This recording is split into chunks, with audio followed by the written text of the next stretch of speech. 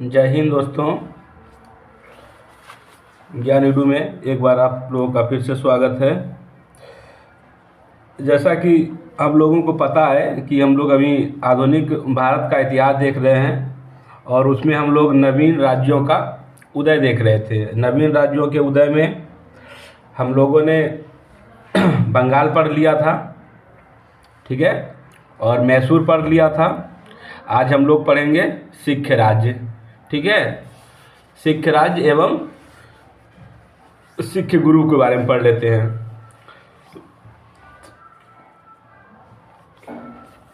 सिख धर्म के प्रथम गुरु कौन थे या सिख धर्म के संस्थापक कौन थे? तो सिख धर्म के जो संस्थापक थे वो गुरु नानक थे, ठीक है, जिनका जन्म पाकिस्तान के ननकाना साहिब में जो तलवंडी नामक स्थान है वहाँ उनका जन्म हुआ था, रावी नदी के तट पे। गुरु नानक का जो जन्म हुआ था 15 अप्रैल 1469 ईस्वी में हुआ था और उनकी जो मृत्यु हुई थी करतारपुर नामक जगह में है 1539 में, ठीक है। इनके पिता का नाम, गुरु नानक देव के पिता का नाम कालू जी मेहता था, जो खत्री कुल के थे, और माता का नाम तृप्ता देवी था। माता का नाम क्या था? तृप्ता देवी। और पत्नी का नाम क्या था? पत्नी का नाम था सुलक्षणा देवी, ठीक है। तो यहाँ आपको ये याद रखना है कि उनका जन्म कहाँ हुआ था। तो जन्म हुआ था पाकिस्तान के ननकाना साहिब के तलवंडी नामक स्थान पे, और ये याद रखिए किस नदी के किनारे? तो रावी नदी के किनारे हुआ था। डेट सहित याद रखिए कि 15 अप्रैल 1469 को उनका जन्म हुआ था। और सिख धर्म के अगर संस्थापक थे तो वो गुरु नानक देव थे, और उनको जो ज्ञान की प्राप्ति हुई थी ये भी याद रखिए, काली बेन नदी के किनारे गुरु नानक देव को ज्ञान की प्राप्ति हुई थी। गुरु नानक देव ने जो उपदेश दिए थे, ठीक है, उनके उपदेशों का जो संकलन था ना वो पांचवें गुरु अर्जुन देव जो हैं वो पांचवें गुरु थे, और आदि ग्रंथ में इनके उपदेशों का संकलन किया गया है। गुरु नानक देव के समकालीन कौन कौन थे? तो इब्राहिम लोदी, आपको पता है कि ये लोदी वंश के शासक थे और ये दिल्ली सल्तनत के थे इब्राहिम लोदी। और चैतन्य महाप्रभु थे, और कबीरदास थे। कबीरदास को कौन नहीं जानता है, ठीक है। और एक चीज़ ये होता है कि यहाँ पे आपको देखिए कि संगत एवं पंगत व्यवस्था, संगत और पंगत व्यवस्था जो है इसकी शुरुआत भी गुरु नानक देव ने ही किया था। तो संगत क्या था? संगत मतलब धर्मशाला था एक तरह का, और पंगत था लंगर व्यवस्था, जो आज के भी डेट में आप जहाँ भी जाइएगा, जहाँ सिखों के जो धार्मिक स्थल हैं वहाँ पे वो लोग क्या चलाते हैं? लंगर व्यवस्था चलाते हैं। मतलब एक तरह का आयोजन, भोज का एक तरह का आयोजन मतलब होता है, जो गरीब हैं या जो मतलब सामर्थ्यवान नहीं हैं, ठीक है। अब नेक्स्ट इन्होंने क्या अपना उत्तराधिकारी किसको बनाया? इन्होंने गुरु नानक जो थे उन्होंने अपना उत्तराधिकारी गुरु अंगद को बनाया था। गुरु अंगद का जो प्रारंभिक नाम था, ये क्वेश्चन पूछता गया है बहुत बार कि गुरु नानक का जो प्रारंभिक नाम है वो क्या था? लहना, ठीक है। लहना उनका प्रारंभिक नाम था गुरु अंगद का। गुरु अंगद 1539 से लेकर के 1552 तक वो गुरु के पद पे रहते हैं। जो लंगर व्यवस्था की शुरुआत गुरु नानक देव ने किया था, लंगर व्यवस्था जो गुरु नानक देव ने किया था, पंगत के नाम से किया था उन्होंने। तो लंगर व्यवस्था को अस्थायी किसने बनाया? गुरु अंगद ने लंगर व्यवस्था को अस्थायी बनाया। लंगर व्यवस्था को अस्थायी किसने बनाया था? तो वो आपके गुरु अंगद थे। एक और क्वेश्चन पूछता है कि गुरुमुखी लिपि का आविष्कार किसने किया था? गुरुमुखी लिपि का आविष्कार या उसका जनक किसे कहा था? तो गुरु अंगद को। गुरुमुखी लिपि गुरु अंगद को।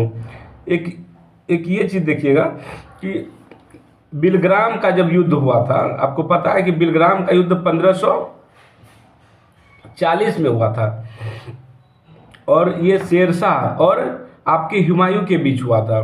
तो हुमायूं पराजित हो गया था। बिलग्राम के युद्ध में हुमायूं पराजित हो गया था। तो हुमायूं पराजित होकर गुरु अंगद से मिलने गया था, ठीक है। ये 1540 में बिलग्राम का युद्ध हुआ था, उसके बाद की बात है ये। नेक्स्ट गुरु जो आते हैं, महत्वपूर्ण गुरु हैं गुरु अमरदास। ये गुरु अमरदास जो थे 1552 से 1574 तक में ये गुरु के पद पे रहते हैं। गोविंदवाल एक स्थान है, गोविंदवाल में गद्दी स्थापित कर सिख धर्म का प्रचार किया। गोविंदवाल में गद्दी स्थापित कर सिख धर्म का प्रचार किया। और लवन जो था, लवन क्या है, क्वेश्चन पूछा गया है कि लवन क्या था, तो ये एक विवाह नीति थी। लवन जो था सिखों में होने वाली विवाह का एक ये नीति था, और जिसको गुरु अमरदास ने चलाया था।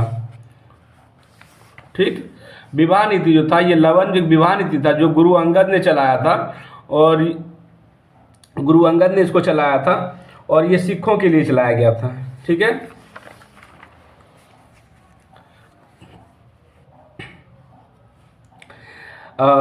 गुरु जो आपके अमरदास थे, गुरु अमरदास के समकालीन अकबर जो थे, अकबर गोविंदवाल जो था, जहां उन्होंने अपना गद्दी बनाया था, अमरदास ने जहां गद्दी बनाया था अपना गोविंदवाल का, तो समकालीन जो अकबर थे गोविंदवाल गए थे, और अमर जो थे, अमरदास की जो पुत्री थी बीबी भानी को 500 बीघा जमीन दान में दिए थे। तो क्वेश्चन पूछता है कि किसको 500 बीघा जमीन अकबर ने दान में दिया था, तो क्या था, अमरदास। ठीक, अमरदास को दिया गया था कि उनकी बेटी थी बीबी भानी, तो उनको मिला था। अब उसके बाद क्या होता है कि रामदास चौथे गुरु के रूप में कौन आते हैं, चौथे गुरु के रूप में रामदास आते हैं। चौथे गुरु के रूप में रामदास आते हैं 1574 से 1581 के बीच। तो गुरु अमरदास जो थे, तो उनके वो शिष्य थे। गुरु अमरदास तीसरे गुरु थे, और रामदास जो थे गुरु अमरदास के शिष्य थे। और बाद में क्या हुआ कि बीबी भानु से अमरदास की जो बेटी बीबी भानु थी, उसका जो शादी हुआ रामदास से हो गया। तो रामदास क्या हुए, अमरदास के शिष्य थे, और फिर दामाद भी बन गए, और फिर वो चौथा गुरु इन्हीं को बनाया। अमरदास ने चौथा गुरु किसे बनाया था, अपना उत्तराधिकारी रामदास को बनाया।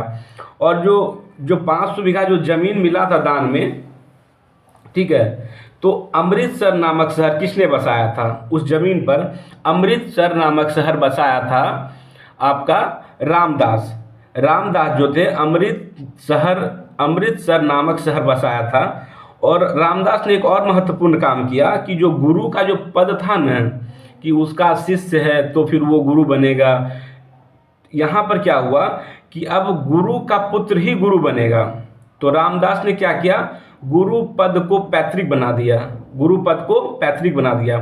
तो अब इस तरह से क्वेश्चन बनता है कि वह पहला गुरु कौन थे जो पैतृक रूप से गुरु बनाए गए थे, तो गुरु अर्जुन देव। और ये गुरु अर्जुन देव बहुत ही इम्पोर्टेंट है। गुरु अर्जुन देव बहुत ही इम्पोर्टेंट है। गुरु अर्जुन देव 5वें सिख गुरु थे। गुरु अर्जुन देव जो थे वो 5वें सिख गुरु थे। और जो अमृतसर नामक शहर बसाए थे रामदास, वहाँ पर हरमिंदर साहिब या स्वर्ण मंदिर का निर्माण किसने करवाया, अर्जुन देव ने। हरमिंदर साहिब या स्वर्ण मंदिर का निर्माण अर्जुन देव ने 1589 ईस्वी में करवाया था। अच्छा, हरमिंदर साहिब जो मंदिर का निर्माण करवाया अर्जुन देव, तो उसका शिलान्यास के किया था, तो एक कादरी संप्रदाय के संत मियाँ मीर। कादरी संप्रदाय के संत मियाँ मीर, ये संप्रदाय हम आप लोग को पढ़ाएंगे। जब हम सूफी पढ़ेंगे ना, तो उस समय यहाँ आपको हम पढ़ाएंगे कि कौन कौन संप्रदाय था। जैसे नक्शबंदी संप्रदाय है, कादरी संप्रदाय है, और भी संप्रदाय हैं, तो हम आपको वहाँ पढ़ाएंगे। और क्या हुआ था कि कुछ नगर भी अर्जुन देव ने क्या किया, कुछ शहरों का भी उन्होंने निर्माण करवाया, यानी कि शहर को भी बसाया था। तो कौन कौन शहर थे, तो करतारपुर शहर था, गोविंदपुर शहर था, तरन तारण शहर था। ये कुछ शहर अर्जुन देव ने बसाए थे। और सबसे महत्वपूर्ण है कि आदि ग्रंथ की रचना किसने किया था, तो आदि ग्रंथ की रचना गुरु अर्जुन देव, 5वें गुरु अर्जुन देव ने आदि ग्रंथ की रचना की थी, और 1604 में किया था। ठीक है, 1604 में किया गया था। और एक क्वेश्चन था कि यहाँ पर पूछा जाता है कि गुरु अर्जुन देव को किसने फांसी दे दिया था? तो जहांगीर ने। गुरु देव को फांसी कितने दे दिया था? तो जहांगीर ने फांसी दे दिया था। क्यों दिया था? क्योंकि जहांगीर का एक पुत्र था खुसरो, जो क्या किया, अपने बाप के खिलाफ विद्रोह कर दिया। और जब वो विद्रोह किया तो फिर जब जहांगीर की सेना उसको खदेड़ी तो वो भाग करके अर्जुन देव के पास गया, जो उसकी मदद की, सहायता। अर्जुन देव ने क्या किया? खुसरो की सहायता किया और खुसरो को आशीर्वाद दिया। तो जहांगीर को इससे बहुत ही यातना हुई और दुखी हुआ जहांगीर, और फिर उसने अर्जुन देव को फांसी दे करके मार दिया। तो याद रखिएगा, अर्जुन देव के बारे में बहुत इंपॉर्टेंट है ये। उसके बाद एक गुरु आते हैं हरगोविंद।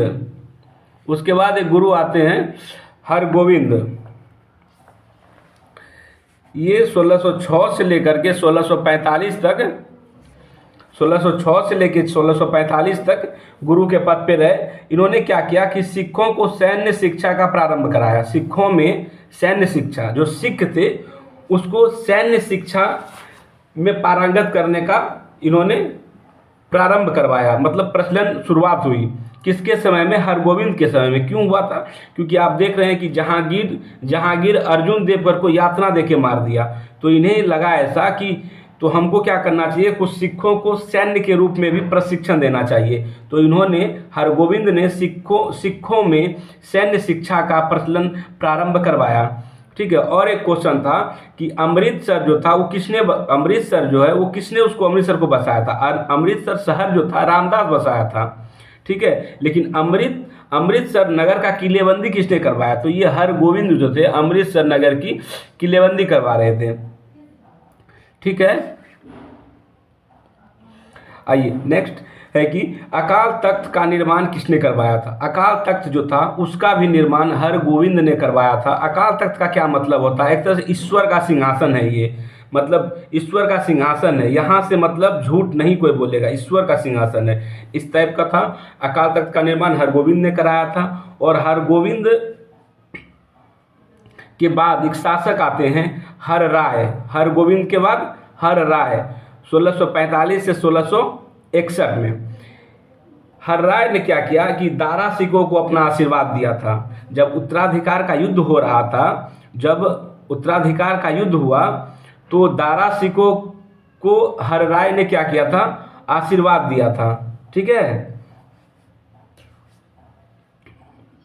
हरराय ने एक काम और किया कि उसका एक पुत्र था राम राय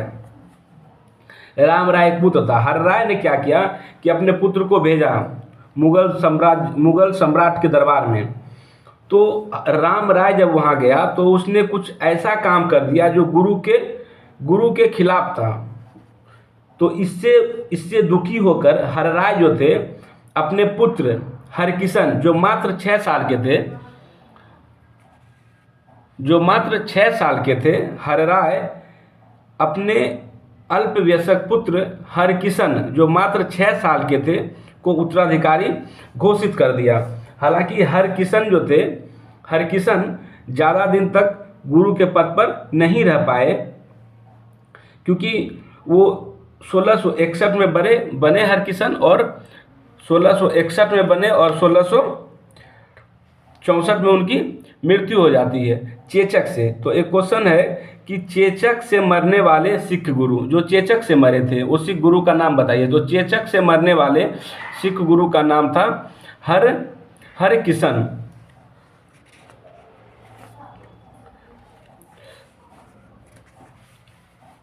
नेक्स्ट गुरु को हम लोग देखते हैं।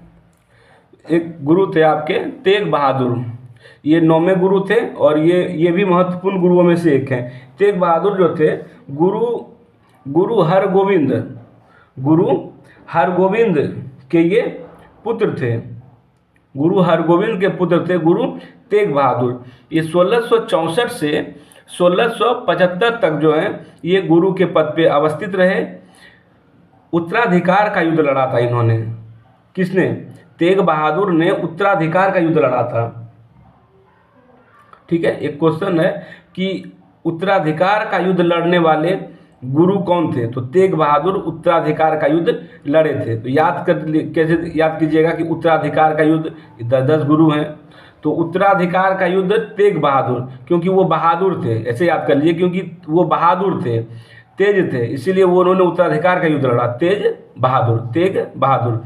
ठीक है। और औरंगजेब ने इस्लाम धर्म स्वीकार करने को कहा, किसको? तेग बहादुर को। औरंगजेब ने बोला कि आप जो हैं इस्लाम धर्म स्वीकार कर लीजिए। तेग बहादुर ने इनकार कर दिया, तो औरंगजेब ने क्या किया? तेग बहादुर की हत्या करवा दी। इस प्रकार नौवें गुरु तेग बहादुर क्या हुए? वो आपके मृत्यु को प्राप्त हो गए। तो अब अंतिम गुरु और जो महत्वपूर्ण गुरुओं में से महत्वपूर्ण है गुरु गोविंद सिंह। गुरु गोविंद सिंह का जन्म 1666 में पटना बिहार में हुआ था। गुरु गोविंद सिंह जो थे 10वें गुरु और अंतिम गुरु थे। गुरु गोविंद सिंह ने क्या किया कि इन्होंने गुरु ग्रंथ साहिब जो गुरु ग्रंथ साहिब है, उसी को गुरु के उपाधि के रूप में उपाधि प्रदान कर दी। कि अब गुरु गोविंद जो थे उन्होंने क्या बोला कि जो गुरु ग्रंथ साहिब है अब वही गुरु होंगे, उसके बाद कोई गुरु नहीं बनेंगे। जो गुरु ग्रंथ साहिब है वो गुरु का उनको दर्जा दे दिया गया उस ग्रंथ को, और वहाँ से गुरु परंपरा जो थी, गुरु गोविंद इसलिए 10वें और अंतिम गुरु थे। उसके बाद गुरु परंपरा को ऐसे समाप्त कर दिया गया, लेकिन जो ग्रंथ था उनका उसको गुरु की उपाधि दे दी गई। खालसा पंथ की स्थापना 1666 में गुरु गोविंद सिंह ने किया था। खालसा पंथ की स्थापना किसने किया? गुरु गोविंद सिंह ने 1699 में खालसा पंथ की स्थापना की। अच्छा, गुरु गोविंद सिंह ने और भी काम किए थे कि सिखों के लिए 5 ककार दिया था। ककार का क्या मतलब हुआ? 5 ककार मतलब क से शुरू होने वाला 5 ककार। वो बोलते थे कि सिख के लिए ये 5 को अनिवार्य है। क्या क्या था? पढ़िए समझिए। कंघा मतलब क्या होता है? जो हम लोग बाल झाड़ने के लिए कंघी यूज करते हैं, तो सिखों के लिए कंघी अनिवार्य है। दूसरा उन्होंने बोला सिखों के लिए कड़ा अनिवार्य है। कंघी के बाद क्या बोला? सिखों के लिए कड़ा अनिवार्य है। दूसरा क्या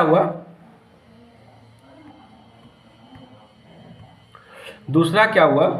कि कच्छा आपका हो गया 3 नंबर का। पहला कंघा था, फिर कड़ा था, फिर कच्छा था, फिर कृपान था, फिर केस था। ये 5 कौ थे। कौन कौन थे? कड़ा था, कंघा था, कच्छा था, केस था और कृपान था। कृपान जो है ना, इनको आर्टिकल 25 में जो है ना, इनको धार्मिक स्वतंत्रता मिला हुआ। आर्टिकल 25 में कृपान की चर्चा की गई है, याद रखिएगा।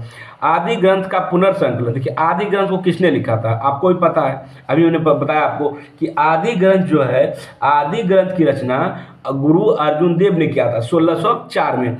लेकिन यहाँ बोल रहा है कि आदि ग्रंथ का पुनर्संकलन किसने किया था? तो आदि ग्रंथ का पुनर्संकलन गुरु गोविंद सिंह ने किया था।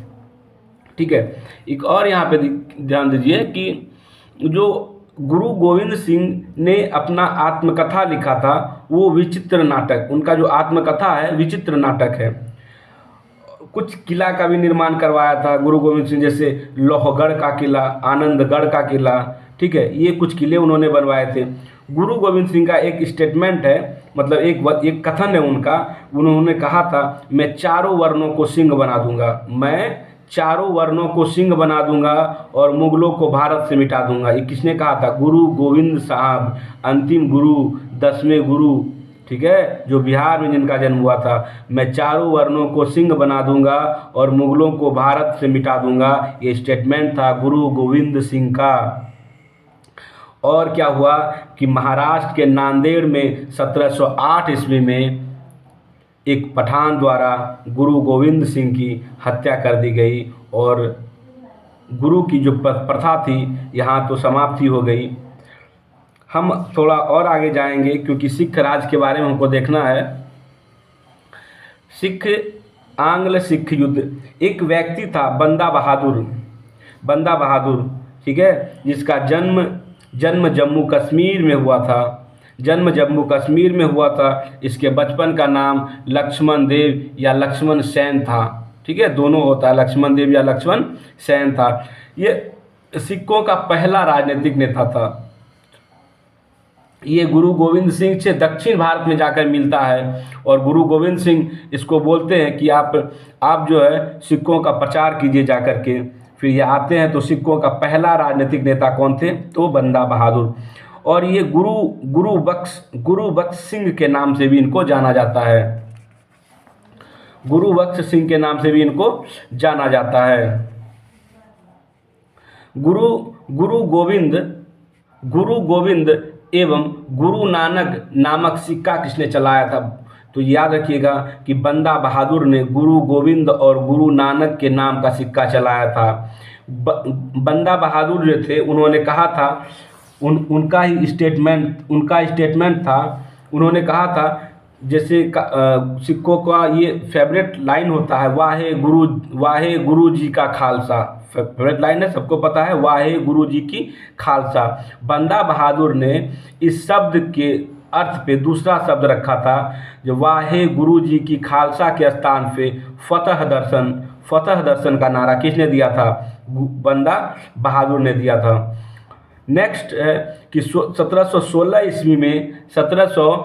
ईस्वी में मुगल शासक फर्रुखसियर के समय बंदा बहादुर को फांसी दे दी जाती है। तो आपने देखा कि किसको किसको कौन फांसी दे रहा है? अर्जुन देव को जहांगीर ने फांसी दे दिया, तेग बहादुर को औरंगजेब ने फांसी दे दिया, बंदा बहादुर को फर्रुखसियर ने फांसी दिया।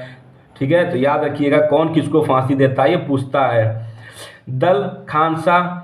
दल खालसा जो पंजाब में था, अंतोगत्वा क्या हुआ कि लंबे एक समय के बाद आपका पंजाब में दल खालसा जो था 12 स्वतंत्र मिसलों में विभक्त हो गया। 12 स्वतंत्र मिसलों में विभक्त हो गया, जिसमें से कुछ मिसल के नाम हम आपको बता रहे हैं। भंगी, अहुल्यावालिया, कन्हैया, सुखरचकिया। तो भंगी का नेतृत्व कौन कर रहा था? छज्जा सिंह कर रहा था। अहुल्या वालिया का जस्सा सिंह कर रहा था। कन्हैया का जो जय सिंह थे वो कर रहे थे। सुखरचकिया मिसल जो था आपका सबसे इम्पोर्टेंट यहाँ पे होगा सुखरचकिया मिसल। और इस सुखरचकिया मिसल के कौन थे? रंजीत सिंह थे। ठीक है दोस्तों, अब थोड़ा सा इसका कुछ पार्ट रह गया है रंजीत सिंह, और जो रंजीत सिंह और आपके ब्रिटिश कंपनी के बीच, अंग्रेज़ों के बीच जो युद्ध हुए हैं, वो हम आपको बता देंगे नेक्स्ट वीडियो में। ठीक है, तब तक के लिए आप लोग मन लगा के पढ़िए। Thank you.